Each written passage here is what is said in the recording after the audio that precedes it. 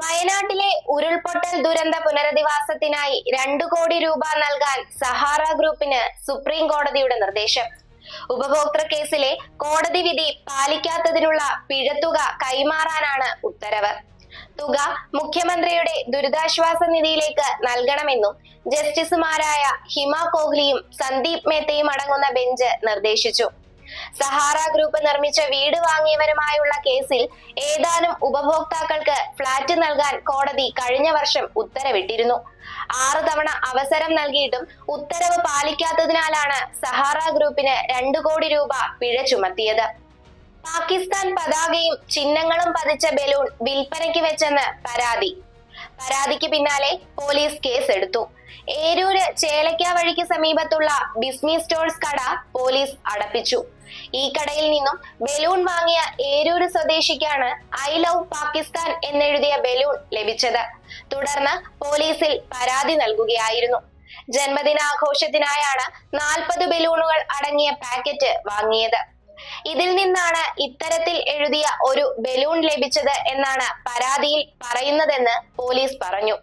മൊത്തക്കച്ചവടക്കാരിൽ നിന്നാണ് ബലൂൺ പാക്കറ്റുകൾ വാങ്ങിയതെന്നും അതിൽ എങ്ങനെയാണ് ഈ വിധത്തിലുള്ള ബലൂൺ പെട്ടതെന്ന് അറിയില്ലെന്നും കടയുടമ മൊഴി നൽകിയതായി പോലീസ് പറഞ്ഞു.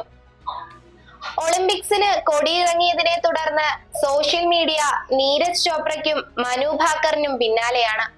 യുവതാരങ്ങളായ ഇരുവരും തമ്മിൽ വിവാഹിതരാവുമെന്ന അഭ്യൂഹങ്ങൾ സമൂഹ മാധ്യമങ്ങളിൽ വ്യാപകമായി പ്രചരിച്ചിരുന്നു. പാരീസ് ഗെയിംസിന്റെ സമാപനത്തിന് ശേഷം ഒരു പരിപാടിക്കിടെ കണ്ടുമുട്ടിയ നീരജ് ചോപ്രയും മനു ഭാക്കറും മനുവിന്റെ അമ്മയും പരസ്പരം സംസാരിക്കുന്ന വീഡിയോ പുറത്തു വന്നിരുന്നു. ഈ വീഡിയോയാണ് യുവതാരങ്ങൾ തമ്മിലുള്ള വിവാഹമെന്ന ഊഹാപോഹങ്ങളിലേക്ക് ആരാധകരെ എത്തിച്ചത്. ഇരുവരുടെയും മാതാപിതാക്കൾ ചോദ്യങ്ങളിൽ നിന്നും ഒഴിഞ്ഞുമാറി. 10 വയസ്സുകാരനെ വീടിനുള്ളിൽ തൂങ്ങി മരിച്ച നിലയിൽ കണ്ടെത്തി.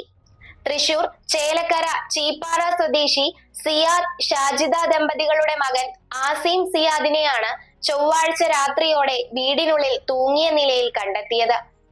കുട്ടിയെ ഉടൻ ചേലക്കര താലൂക്ക് ആശുപത്രിയിലും പിന്നീട് തൃശൂരിലെ സ്വകാര്യ ആശുപത്രിയിലും എത്തിച്ചെങ്കിലും ജീവൻ രക്ഷിക്കാനായില്ല. Chelakkara SMT government higher secondary സ്കൂളിലെ 5ാം ക്ലാസ് വിദ്യാർത്ഥിയാണ് ആസിം. CPM സൈബർ പോരാളികളുടെ മുഖമായി ഒരു കാലത്ത് കൊട്ടിഘോഷിച്ച പോരാളി ഷാജി എന്ന ഫേസ്ബുക്ക് പേജിന് പിന്നിൽ ഒളിഞ്ഞിരിക്കുന്നതാരാണെന്ന ചോദ്യം നേരത്തെ ഉയർന്നിരുന്നു. സമീപകാലത്ത് പോരാളി ഷാജി പാർട്ടിയെയും നേതാക്കളെയും വെട്ടിലാക്കുന്ന പോസ്റ്റുകളിട്ട് തിരുത്തൽ ശക്തിയാകാൻ ശ്രമിച്ചിരുന്നു. പോരാളി ഷാജി എന്ന ഫേസ്ബുക്ക് പേജിന്റെ അഡ്മിൻ വഹാബ് എന്നയാളാണെന്ന് പോലീസ് കണ്ടെത്തിയിരിക്കുകയാണ്. പേജിന്റെ വേരിഫിക്കേഷനായി ഉപയോഗിച്ച 2 മൊബൈൽ നമ്പറുകളുടെയും ഉടമ വഹാബ് എന്നയാളാണെന്നും പോലീസ് വ്യക്തമാക്കുന്നു.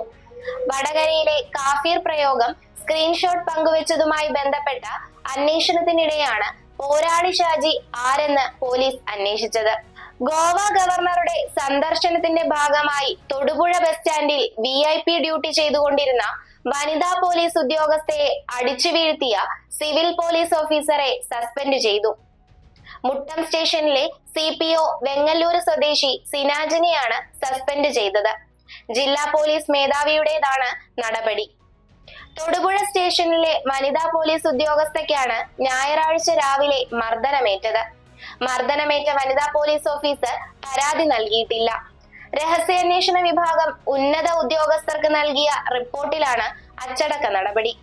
കൊലപാതക ശ്രമക്കേസിൽ 11 വർഷം ശിക്ഷ അനുഭവിച്ച പ്രതി ജാമ്യത്തിലിറങ്ങിയപ്പോൾ പ്രതിക്കൊപ്പമുള്ള ASAയുടെയും ഉല്ലാസയാത്രയുടെയും ആഘോഷത്തിന്റെയും ഫോട്ടോയും വീഡിയോയും വൈറലായിട്ടും അന്വേഷണത്തിന് തയ്യാറാകാതെ പോലീസ്.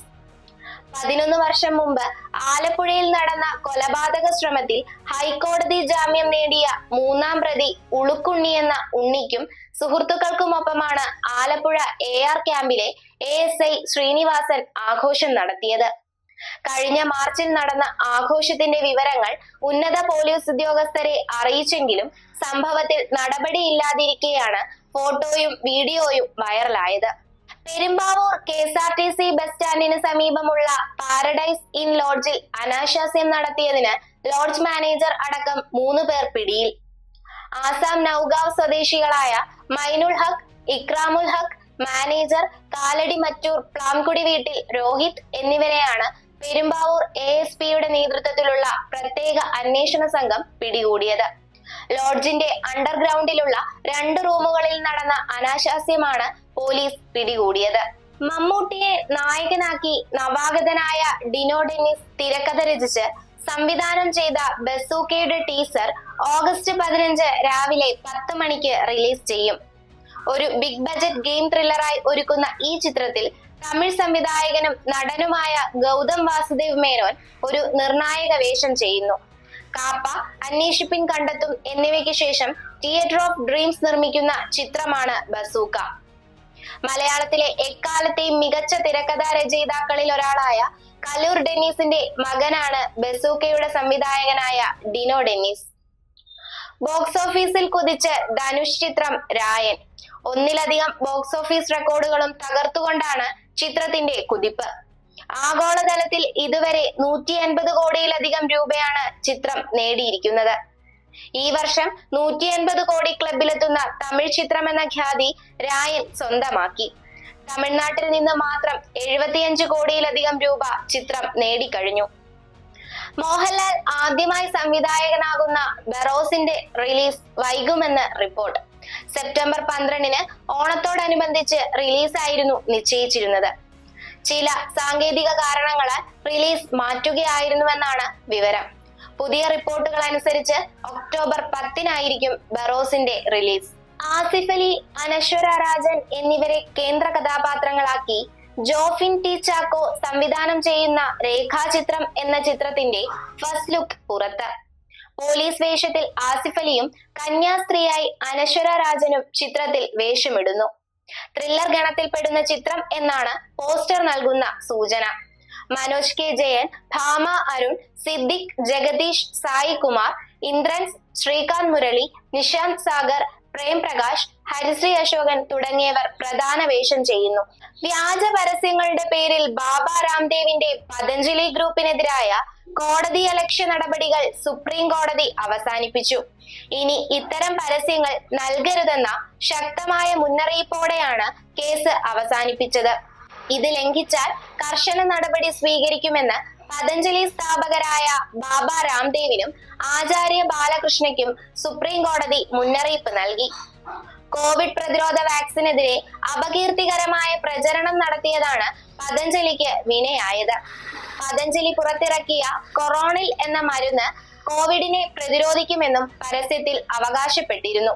ക്ലാസ്സിൽ കയറി വിദ്യാർത്ഥിയെ തല്ലിയത് തടയാനെത്തിയ അധ്യാപികയുടെ മുഖത്തടിച്ച് വിദ്യാർത്ഥി. തലശ്ശേരി BEMP ഹയർ സെക്കൻഡറി സ്കൂളിലാണ് സംഭവം. പരിക്കേറ്റ അധ്യാപിക കൊയിലാണ്ടി സ്വദേശി വൈ സിനിയെ തലശ്ശേരി ജനറൽ ആശുപത്രിയിൽ പ്രവേശിപ്പിച്ചു. +1 ഹ്യൂമാനിറ്റീസ് ക്ലാസ്സിൽ സിനി ക്ലാസ് എടുക്കുന്നതിനിടയിൽ +2 ക്ലാസ്സിലെ 4 വിദ്യാർത്ഥികൾ ക്ലാസ്സിൽ കടന്ന് +1 വിദ്യാർത്ഥിയെ തല്ലി. ഇത് തടയാനെത്തിയപ്പോഴാണ് സിനിയുടെ മുഖത്തടിച്ചത്. അടിയേറ്റ +1 വിദ്യാർത്ഥിയെ ആശുപത്രിയിൽ പ്രവേശിപ്പിച്ചു. 4 വിദ്യാർത്ഥികളെ പോലീസ് കസ്റ്റഡിയിലെടുത്തു. ഇതോടുകൂടി പ്രോഗ്രാം അവസാനിച്ചു. നന്ദി, നമസ്കാരം.